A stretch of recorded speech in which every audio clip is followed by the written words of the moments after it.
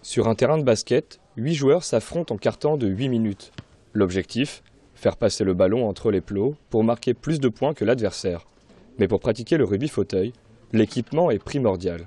Il y a la préparation d'avant, enfin, les préparer, leur installer les gants. Ils ne peuvent pas tous le faire tout seuls.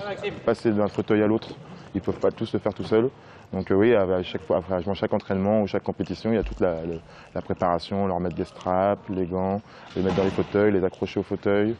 Il y a toute cette préparation-là à faire avant l'entraînement. Et c'est vrai que c'est différent d'entraîneurs d'autres sports valides, de personnes valides. Donc ça a un rapport humain aussi différent.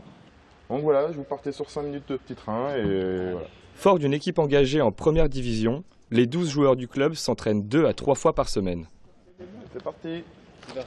Souvent on imagine un tétraplégique un peu comme dans Intouchable, donc dans un fauteuil roulant électrique.